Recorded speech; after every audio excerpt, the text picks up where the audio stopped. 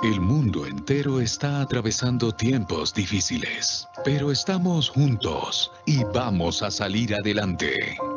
Somos seres cambiantes que buscamos siempre adaptarnos a las situaciones de la mejor manera, superando obstáculos y adversidades, enfrentando las más difíciles situaciones, sobreponiéndonos, rehaciéndonos y levantándonos incluso más fuertes para seguir escribiendo nuestra historia.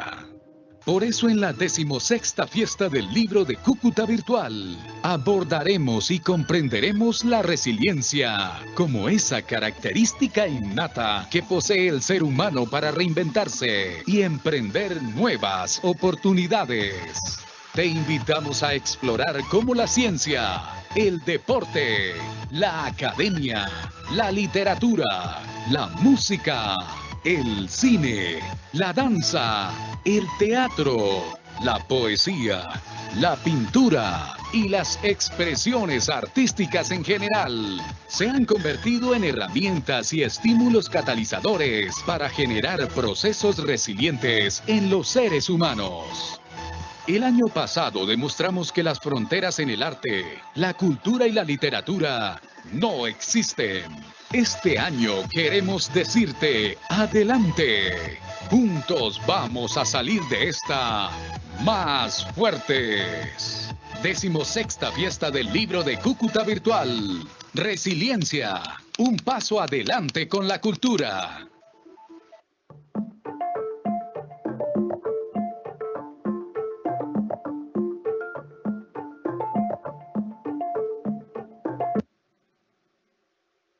Buenas tardes para todos. La Biblioteca Pública Julio Pérez Ferrero y la Fiesta del Libro de Cúcuta los saludan y les dan la más cordial bienvenida. Gracias por acompañarnos en esta versión virtual de la fiesta en el marco del Bicentenario. La Academia de Historia Norte Santander nos trae el conversatorio Arquitectura de San José de Cúcuta del siglo XIX en torno al Parque La Victoria. Todos sabemos que Cúcuta es la urbe con mayor proyección histórica en Colombia y de alguna forma pionera en el comercio, la industria y la cultura. Pero el débil sentido de identidad y pertenencia se diluye. Y un caso especial ha sido la pérdida del patrimonio arquitectónico.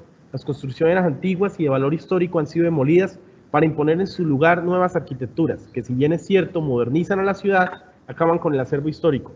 Bueno, está con nosotros Yotuel Díaz Guecha, a quien extiendo un cordial saludo porque fue orgullosamente mi maestro. Y pues bueno, Luis Fernando Niño, que no ha llegado, pero entonces, profesor Yotuel, a la marcha. Buenas tardes. Hola Ricardo, muy buenas tardes a todos los seguidores y a todas las personas que en este momento se conectan a este canal para dialogar un poco acerca de la arquitectura cucuteña, esa arquitectura propia, autóctona nuestra, y sobre todo también agradecerle a las autoridades de la fiesta del libro de Cúcuta, que es un espacio primordial e importantísimo para que la sociedad cucuteña logre catalizar o logre generar nuevos ambientes culturales que se necesitan, son necesarios. Siempre he considerado el libro como el fiel amigo después del perro. Un libro es la mejor compañía del ser humano y por ahí, como lo dice este presentador de Caracol, que después que uno lee un libro no vuelve a ser el mismo. Y hoy nos toca dialogar sobre esos libros que hemos ido consumiendo, que hemos ido trayendo a nuestra memoria, que lo arrastramos ahí, como aquel viejo mal. Bueno, Ricardo, ¿me va a permitir entonces a compartir una pantalla? Ajá. Para ver si podemos dialogar con unas diapositivas o unas imágenes que tengo o que se tienen. Me avisas cuando ya se esté proyectando.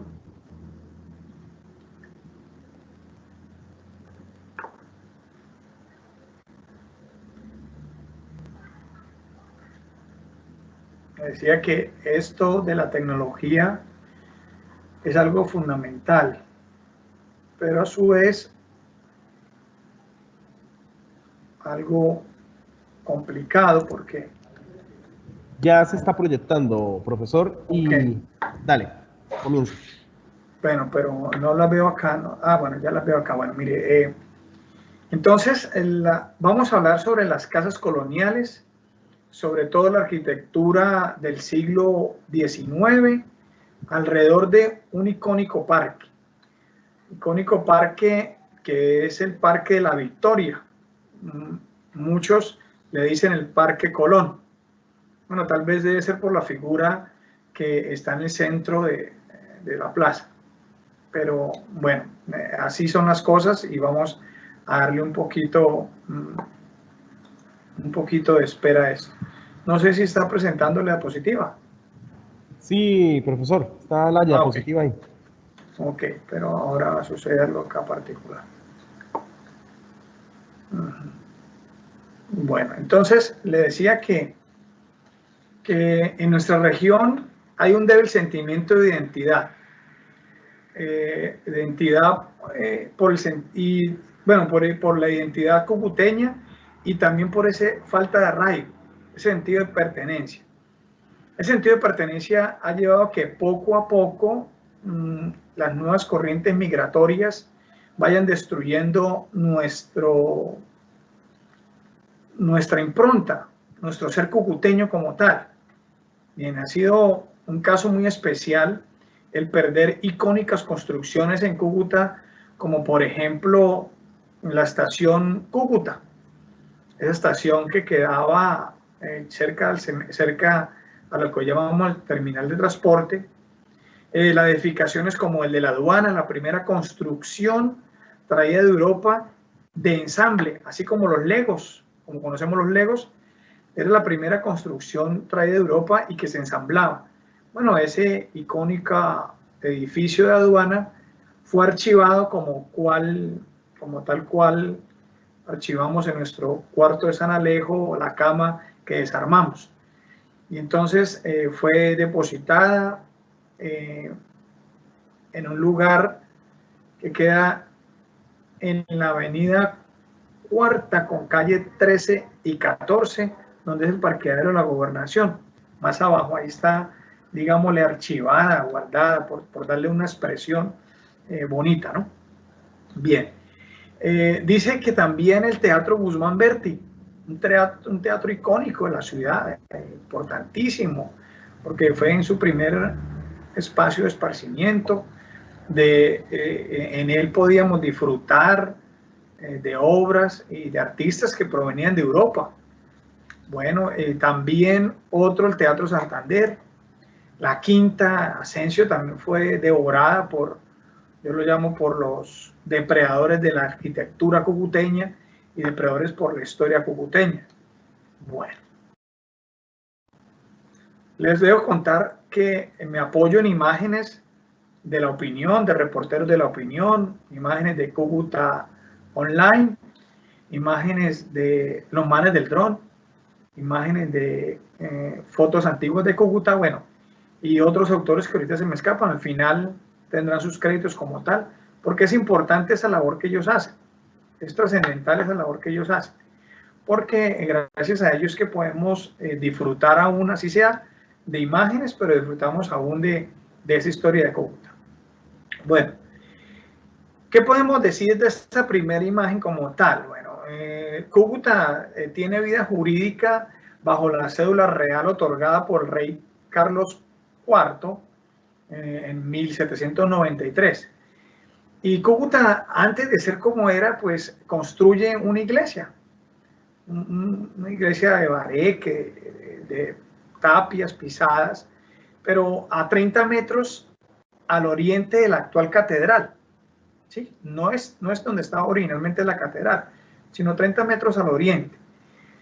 Y no la construye porque lo debe hacer como tal, sino porque hay una desaveniencia entre los aborígenes y los españoles como tal. Entonces necesitaban construir una casa de oración para los blancos cultos y una casa de oración para aquellos pies descalzos y pancheros. Por eso es que logramos tener dos iglesias o dos templos con tilde de parroquia.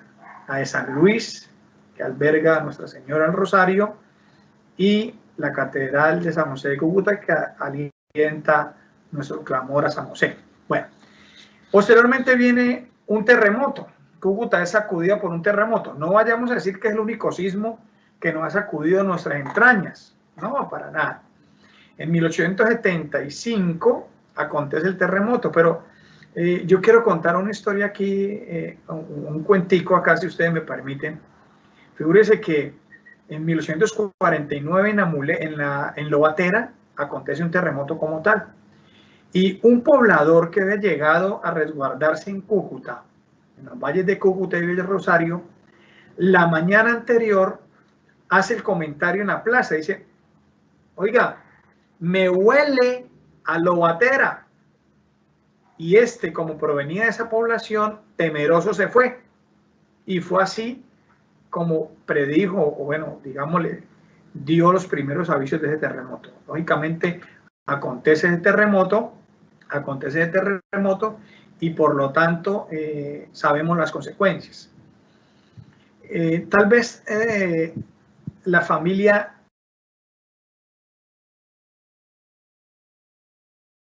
Neira, no sé, los Neira, especialmente los Neira Contreras, pues una de sus hijas le dieron una moneda de cobre para que fuera a una tienda cercana a comprar sus dulces de mediodía. Usted sabe que el domingo o los días los niños salían, las familias salían a disfrutar. Pues esta niña se fue con esa moneda de cobre para comprar esos dulces y figúrese que al regreso acontece el terremoto, desorientada porque todas las casas se fueron al suelo, no se sabía dónde era su casa y por allá alguien la reconoce y le dice, hija, ven acá. Entonces la abraza, la consiente y la niña lo único que hace es abrir su mano para mostrarle esa moneda de cobre. Única moneda con la cual la familia Neira Contreras contaba para rehacer su vida. Así, imagínense el resto de pobladores de la ciudad de Cúcuta, ¿no? Bueno, esto también trajo como consecuencias una ruptura de las rocas en el territorio aledaño como Ureña. Entonces todos conocemos allá los termales, ¿cierto, Ricardo? Usted iba al hotel a bañarse a los termales, ¿sí? Sí, claro que sí, profe, y menos mal me da el paso porque vengo a presentar a Ciro Pérez. Por cuestiones de problemas técnicos, pues no se va a poder conectar, pero ya está aquí con nosotros, entonces pues ya dejo a la comunidad cucuteña pues con los ponentes, señor Otto, el que está hablando, y Ciro, por favor, salúdanos, ¿cómo estás?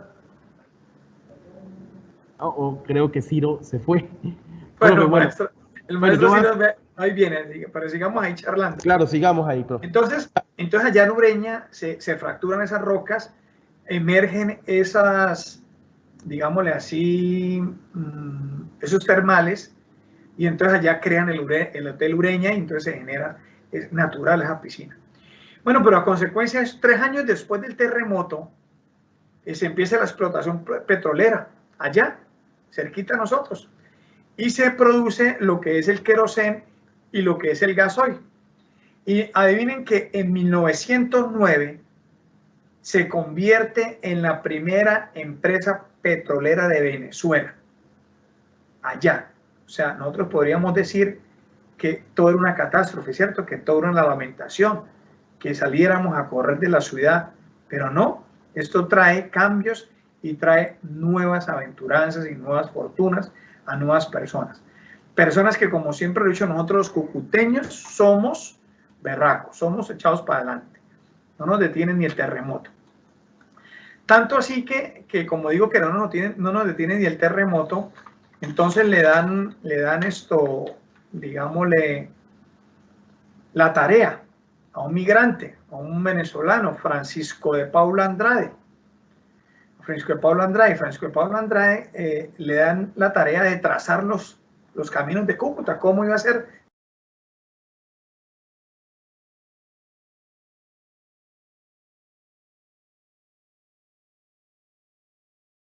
La nueva aquí es que somos la única ciudad en el mundo que tenemos Avenida Cero, una avenida que nos atraviesa, ¿cierto?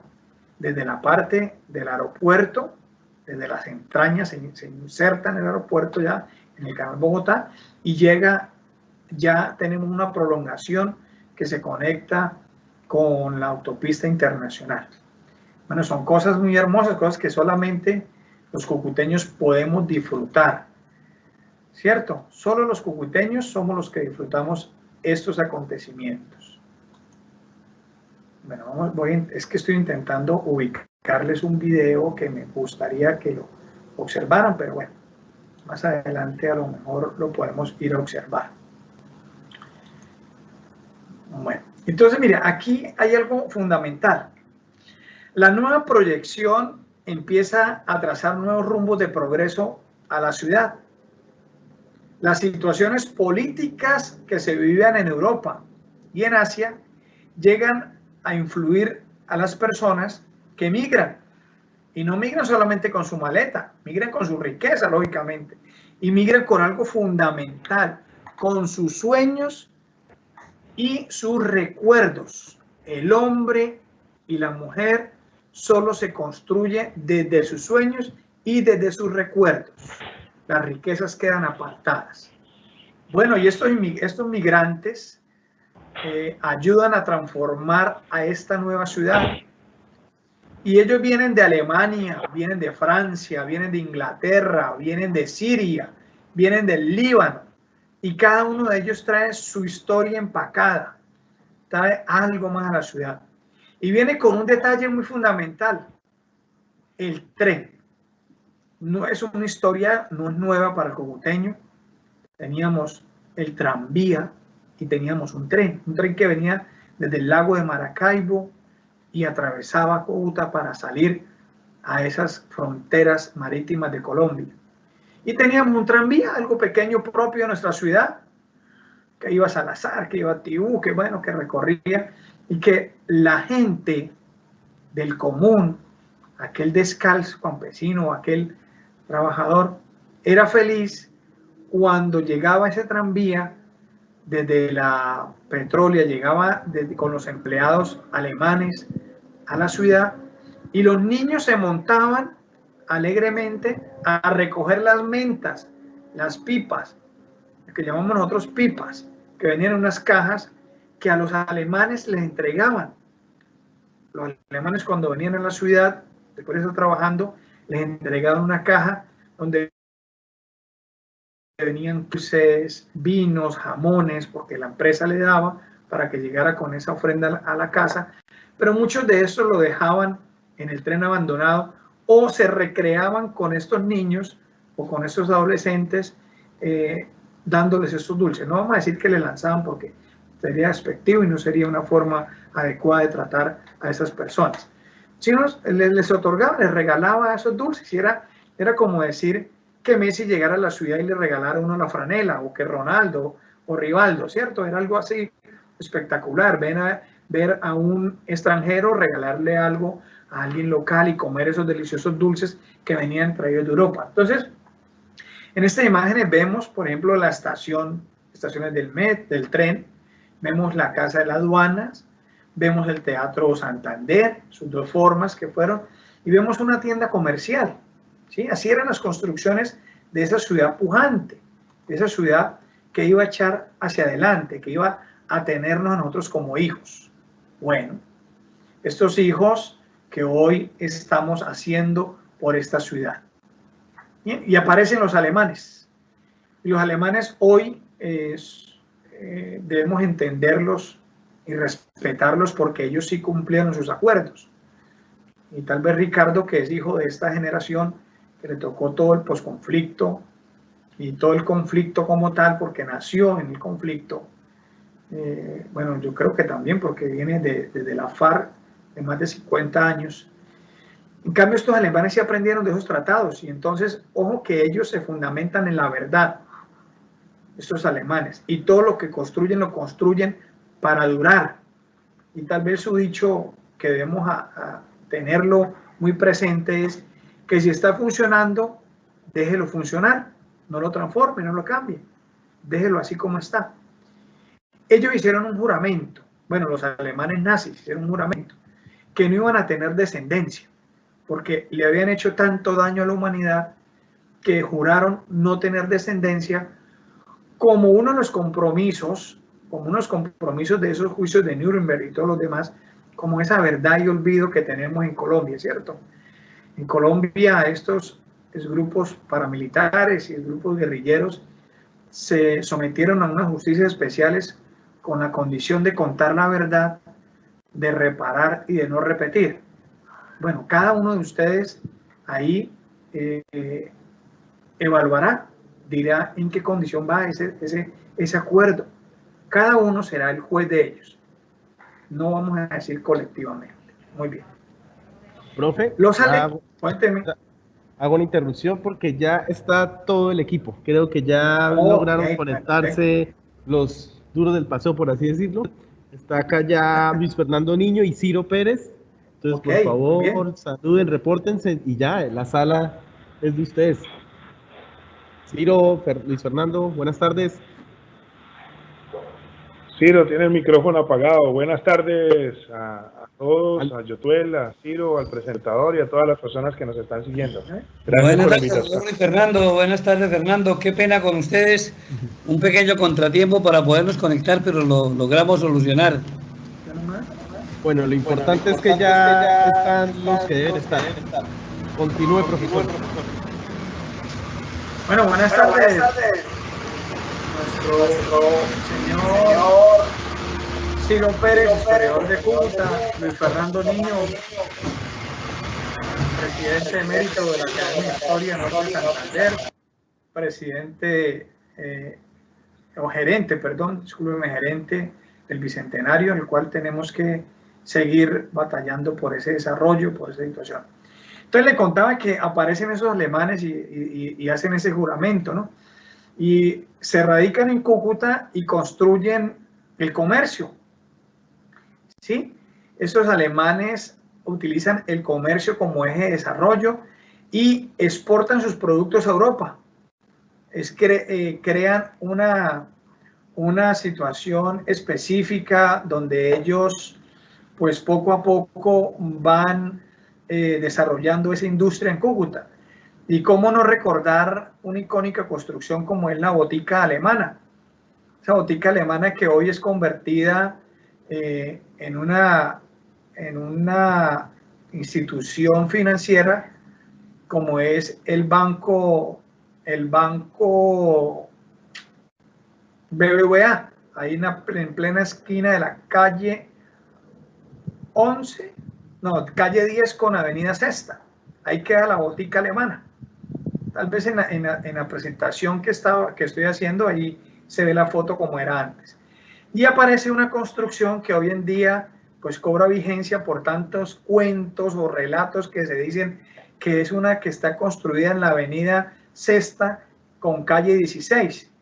Y en esta avenida Sexta con calle 16 está la casa del alemán, le dicen, casa de los nazis, de un alemán nazi. Pues se dice, porque no hay un documento que lo acredite, que él estuvo vinculado a los nazis como tal, pero se dice que él viene de Alemania huyendo pues de esos juicios y de esas situaciones y se establece en esa casa. Y que alguno de esos habitantes sufría el flagelo de ser atormentado por el alma o por el espíritu o por la presencia de una niña que camina por esa casa. Hoy ya está en venta esa casa. Quien queremos comprarla, pues no le hago publicidad porque no es el fuerte mío, ¿no? Algunos que sepan, pues ahí está a la venta. Bueno, y más adelante aparecen los franceses. Perdón, aquí vienen los italianos, ¿sí? Aquí vienen los italianos. No sé, tal vez me salté una diapositiva, pero no importa. Bueno, entonces los italianos son comerciantes y hacen un mercadeo constante del café. Construyen diferentes monumentos, diferentes casas en Cúcuta, pero artísticamente, cosas muy hermosas. Por ejemplo, una representación que tenemos ahí es donde queda hoy la aduana, ahí, o lo que llamamos el Palacio Nacional, ¿cierto? Otro sería el antiguo Ley. Tal vez algunos de ustedes fueron a comprar Ley, lo que hoy es el Éxito. Antes, como ven la primera foto, las tiendas de Tito Ott y la casa de él, donde hoy queda la Universidad Uniminuto, allá arriba en la avenida Sexta con calle 16 esquina. Esa casa fue habitada por él, bueno, fue construida por él. Él se trajo su pensamiento, su filosofía, su espíritu de historia desde allá, desde Italia. Vamos a ver, pero no quiero pasar a los franceses desapercibidos. Fíjate que aquí está la foto, muy bien. Estos franceses, su obra significativa, más allá de la educación, que fueron unos grandes educadores que abrieron la educación, nos traen con los hermanos cristianos, nos traen el deporte del básquetbol. Recordemos que Cúcuta fue reconocida a nivel de Latinoamérica y Sudamérica como la ciudad basquetera de Colombia, porque aquí fueron grandes hazañas en el básquet que hicieron. Y miremos ahí en la imagen, en esas canchas de ni siquiera cemento, en esas canchas de arena, y hoy nos quejamos de no vamos al parque, que es entechado, no hacemos deporte, no vamos a jugar básquet porque, bueno, en unas localidades no podemos ir porque la delincuencia se aprovechó de eso. En otras localidades pues vamos y disfrutamos no del básquetbol, sino disfrutamos de ese parque de una manera más romántica, más sentimental, pero olvidamos un poco el deporte. Bueno, muy bien, ahí estamos hablando de los italianos y de los franceses. Bueno, hablar de los franceses también es hablar del padre Enrique Rocheraus, ¿cierto? Quien hizo una importante investigación allá en el región del Sarare. Y aparte de todos ellos construyeron por decirlo, fundaron el Seminario Mayor en Pamplona en 1843. Importantísimo para la región. Esto más adelante Ciro nos va a hablar un poquito del seminario porque me contaron las historias ocultas que Ciro fue seminarista, no sé, ¿sí? Sí, Ciro.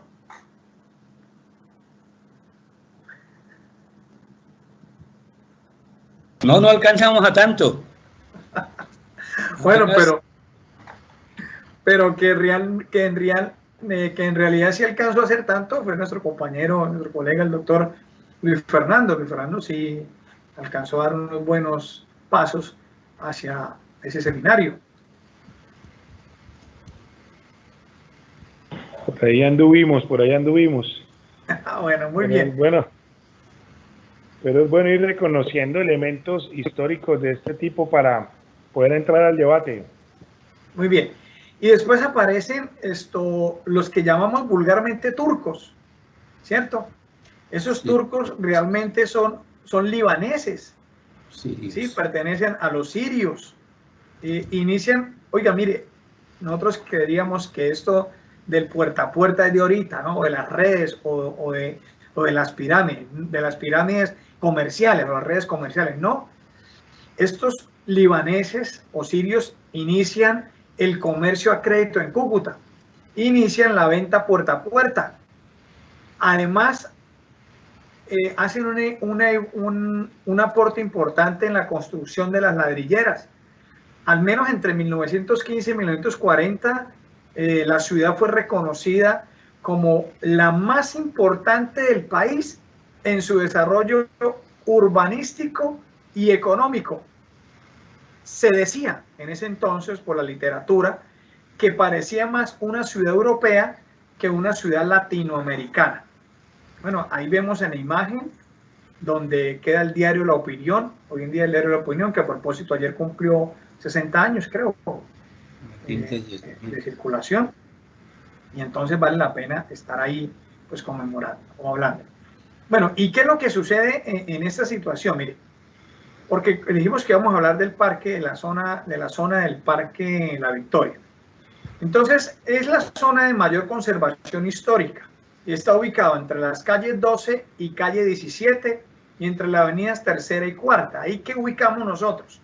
Ubicamos la Torre del Reloj, que tiene una particularidad esa Torre del Reloj. Su reloj de cuerda, ¿sí? Alimenta los mediodías cucuteños con las notas sonoras del himno de la República. Pero más allá de eso tiene otras interpretaciones que poco a poco ellos, a medida que vamos cumpliendo años o a medida que vamos cumpliendo temporadas, las van haciéndole sonar en en esa torre del reloj, en ese reloj tan hermoso traído de Europa. Bueno, y al frente de la torre del reloj pues aparece en este momento mi casa, que es la Escuela Normal María Auxiliadora. Ahí digámosle, desde años atrás, se ha querido siempre inculcar la educación y formar maestras que le sirven a toda Colombia. Bueno, también vamos a encontrar la Casa de la Sociedad de Artesanos, también encontramos el Hotel Internacional, también encontramos el Asilo Andrés, la Quinta Cogollo, la Quinta Yelmín, la Casa de los Cotes, el Asilo de Ancianos Rudecindo Soto, la Casa de Rudecindo Soto, la Quinta Teresa, el Diario La Frontera, y a un costado de la Avenida Segunda está el antiguo Hospital San Juan de Dios, que hoy es la casa que alberga la cultura norte santanderiana. Y hoy es donde se transmite esta fiesta del libro de Cúcuta, que es la Biblioteca Pública Julio Pérez Ferrero. Muy bien. Entonces, para dar inicio, vamos a hablar de la Casa de los Cotes. Voy a hacer algo con mis dos colegas. Yo hablo de la casa y ustedes controvierten un poco de sus habitantes, algo histórico de ellos que les recuerde o que le evoque esta casa. Bueno, esta casa hoy en día alberga la sede A de la Universidad Simón Bolívar de Cúcuta. Anteriormente estaba ubicada en la calle Rovira y Carrera Ecuador, ¿cierto? Avenida Tercera, calle 13. Y se llamó o fue denominada la Casa de los Gobernadores. ¿Y por qué la Casa de los Gobernadores? Dirán ustedes. Bueno, porque el tío de Cote Lamos, el tío Víctor Julio Cote Bautista, fue gobernador en dos ocasiones, en 1910 a 1912, por encargo del presidente Ramón González Valencia, por eso es que se llama Ragonvalia, ¿no? Ramón González Valencia, el municipio. Y en 1922 a 1924. Luego, uno de sus tíos paternos, Guillermo Cote, fue representante a la Cámara. Y posteriormente, otro que habitó esa casa, el tío Francisco Lamos, fue gobernador en 1934 a 1937. Bueno, y aquí sí le dejo el cuento un poquito y ahorita retomo que me hagan, por ejemplo, esas peripecias de Eduardo Cote Lamos en Bogotá, de por qué estudió filología. ¿Sí saben qué es filología? Bueno, la filología es el estudio de una cultura a través de la evolución de la lengua y de los textos escritos en ella. Bueno, y él fue hasta España a estudiar esto en la Universidad de Salamanca. Bueno, obras trascendentales, ¿no? Aparte, Cote Lamos en el 53 fue cónsul auxiliar en Glasgow, Escocia, y en el 54 fue cónsul auxiliar en Frankfurt, Alemania. Bueno, muy bien. Esta es una casa, es una fotografía de la familia Cote Lamos. La vemos, vamos a esperar que pase esta filmina. Aquí, perdón, aquí pasamos a sus tíos, los que hablamos hace rato. Y ya queda otra casa espectacular, las casas del sitio. En Cúcuta también vivimos la guerra, ¿sí? En 1900.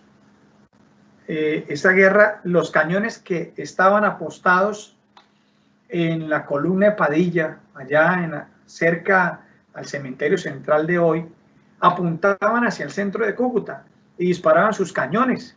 Y vemos cómo destrozaban estas casas. Miremos aquí en la parte inferior la casa, cómo estaba maltrecha por estos cañones y por estos disparos de armas de fuego que utilizaban para en ese momento del sitio en Cúcuta.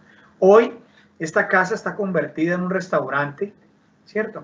Y la vemos en la parte superior más organizada. Algo que debo rescatar de acá, de esta casa, que conservó su arquitectura o su muestra de público hacia afuera. Al menos eso nos deja un recuerdo de Cúcuta, lo hermosa que es, lo hermosa que era. En su interior se conservan zaguanes, se conservan patios, porque en ese tiempo las casas había una particularidad. En el centro de las casas se hacía el patio, un patio grande, inmenso, donde hubieran árboles frutales y donde la axora floreciera. Esa flor era roja, esa flor roja y hermosa, y grandes ventanales para que circulara el aire, más no para que se metieran o husmear ahí las personas, ¿no? Porque era una falta de respeto meterse a husmear ahí, sino para que pudieran contemplar esos jardines, esas especies de plantas tan hermosas cucuteñas. Bueno, y esta casa la conserva muy bien, aún las tiene ahí, las podemos ver. Bueno, vamos a pasar. Este era uno de los fotos de Cotelamus en Europa, con sus compañeros, visitando el diario de la frontera. Bueno, aquí en los estoraques con la portada de su libro que editó, que ganó premios, ¿cierto? Y la tumba, esta tumba de Cotelamus que aún se conserva, que aún está ahí intacta como tal. Bueno, vamos a hablar del diario de la frontera. El diario de la frontera. Bien. El diario de la frontera, en el cual hoy funciona la biblioteca de la Universidad Libre, de la Universidad Simón Bolívar, fue construida en febrero de 1951. ¿Y quién lo dirigió o quién ideó esa situación? Roberto Parra Bolívar, Ligia Echeverría, y eran de una ideología conservadora, netamente conservadores, de esos conservadores de arraigo. Bueno, por ahí pasaron periodistas, Jairo Matiz, Gustavo Rojas, Juan Ricardo Helves, Teodoro Cabezas Quiñones, reporteros como Agustín Yáñez, Milton Flores, y había unos sensacionalistas, ¿no? Gente de la farándula amarilla, Rodríguez, que me acuerdo ahorita un nombre así, apellido Rodríguez, Rodolfo Oglastri, y reporteros deportivos como Ciro Rodríguez, ¿no? Bueno, ahí también se hicieron las primeras revistas, ¿cierto? Azargaya, revista cultural por Javier Bosch, Germán Suescún, pero hay algo muy particular acá. Un 28 de diciembre, como yo le decía a Ricardo al inicio de esta charla, un 28 de diciembre pareciera que 80 años, en los años 80, pareciera un chiste, pareciera traído de otro mundo. Pues imagínense que tanto tiempo la Casa Liberal acuñaba este diario La Frontera y en los años 80, un 28 de diciembre, se materializa la venta a Félix Salcedo Baldión, un liberal de envergadura. Entonces, parecieran historias, ¿cierto?, de un 28 de diciembre, pero son historias cucuteñas, historias que suceden en nuestra tierra. Bueno, esta doña Ligia Echeverry, la que le nombraba anteriormente, Teodosio y Félix Salcedo, el último adquiriente de este bien como tal. Vamos a hablar ahora de este señor, Rudecindo Vicente Soto Serrano. Esas casas están ubicadas en la avenida Cuarta con calle 14 y 15. Y bueno, su casa donde habitó, ¿no? La avenida Cuarta con calle 14 y 15. Fue construida a finales del siglo XVIII y estaba en cabeza de la familia Gavanza, ¿sí? Al menos tenía 25 metros de frente. Sus techos eran de agua, bueno, y todo lo demás. Luego pasa a esa casa, es vendida por una alta suma de dinero a los Soto Meós. Soto Meós fueron dos grandes, ¿cómo lo llamemos, Fernando? Se me fue la palabra en este momento. Aportantes no. La palabra es... Priostos. Exacto. Y donaron muchas de sus obras a Cúcuta, ¿sí? Muchísimas de sus obras. Por ejemplo, aquí vemos en la foto, vemos el piano un órgano que importaron de Europa en 1928 y lo donaron a la catedral. En 1936 dotaron todo el pabellón Amelia, todo lo dotaron. En 1937 dotaron la Sala Santa Ana del Asilo de Ancianos. En 1939 inauguraron este pabellón, un pabellón para la gente con mayor necesidad. Créanme que donde ustedes están en la biblioteca pública cuenta la historia de las dos Cúcutas, de la Cúcuta pudiente y de la Cúcuta trabajadora o la Cúcuta no tan pudiente. Teníamos dos entradas para ese hospital. Una entrada que era esta para las personas con necesidades y una entrada por la otra calle donde hoy queda algo de Insalud, cosas, oficinas ahí, y donde se atendían las familias prestantes de Cúcuta. Eran atendidas por unas monjas francesas. Esas monjas francesas son las que tienen la casa o la casita de las jóvenes ahí al frente. También quiero comentarles algo.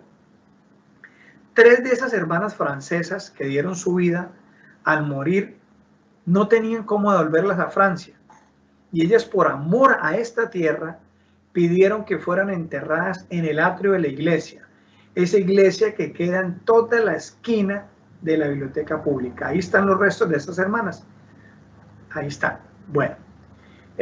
Después, en el 38, ellos donan los terrenos donde se edifica la Sociedad de Artesanos, lo que nosotros llamamos Gremios Unidos. Hoy alberga una institución educativa, creo que es Improsistemas. Bueno, en los años 30 y 40, además de esas donaciones, hacen edificios como la Capilla Santa Marta, esa que queda al frente del CAI del Parque Colón, hacen el reformatorio de menores, hoy en día ocupado por el Ventura Plaza, ¿cierto? Hacen el centro de tuberculosis, generan el hospital mental, apoyan la construcción del edificio de la cervecería Bavaria. Voy a ponerlos a jugar con la mente. Esa cervecería Bavaria, perdón, esa cervecería Santander, discúlpenme ese lapso, esa cervecería Santander es la que hoy alberga la Casa de Estudios Colegio San José, anteriormente departamental. Antes del departamental, la Universidad Francisco de Paula Santander, y antes de la Universidad Francisco de Paula Santander, el Colegio Calazán, y ahora sí, antes del Calazán, esa cervecería Santander. Muy bien, ¿qué tal ese pedacito? Mire, esa foto es la cervecería Santander. Al frente de la cervecería Santander, quedaba el segundo hotel más prestigioso de Cúcuta, más importante, que era el Hotel Europa. Ese hotel que hoy es un centro comercial. Pero se disputaban la atención de alta calidad con el Hotel Internacional. Muy bien. Bueno, vamos a pasar ahora a una edificación que es la casa del Colegio San Juan de la Cruz. Este Colegio San Juan de la Cruz hoy alberga las instalaciones de la Universidad Simón Bolívar en su sede EF. Ahí vamos a encontrar lo que es consultorio jurídico y todo lo demás. Pero este Colegio San Juan de la Cruz tiene una gran particularidad, ¿sí? Se forma o se crea por la necesidad de educar a las familias de la región, familias que comercializaban en la capital norte santanderiana, pero tenían sus viviendas fuera de ella, en otros municipios, Salazar principalmente, donde venía el café. Y allá en Salazar, pues entonces la familia no tenía dónde dejar sus hijos estudiando, porque o se iban a la ciudad o se regresaban al campo. Entonces, estos visionarios, en el año 57, Juan Miguel, sacerdote español, Ardanaz, y Teresa Guerrero, bajo la frase, donde no hay amor, por amor sacarás amor. Bajo esa frase, crean el Colegio San Juan de la Cruz. Y entonces ahí, en ese colegio, se hace importante porque muchas personas egresan de él, muchos cirujanos, muchos arquitectos. Creo, si no estoy mal, el exalcalde salió egresado de esta casa de estudios. Bueno, después, poco a poco, con el tiempo, sabemos que que fue vendida y que ha sido tomada o restaurada como tal. Y aparece la Sociedad de Artesanos, lo que llamamos hoy Gremios Unidos. Bueno, este Gremios Unidos que nosotros tenemos ahí fue fundada por un grupo de trabajadores. ¿Y qué trabajadores albergaban en ese momento? Pues no eran cirujanos plásticos ni eran anestesiólogos, ¿no?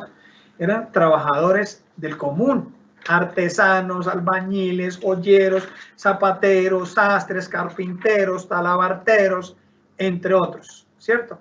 ¿Y cuál era el objeto fundamental de su creación? Pues era un colegio de enseñanza, sobre todo de tres situaciones que hemos perdido: de la lectura, de la escritura y de la...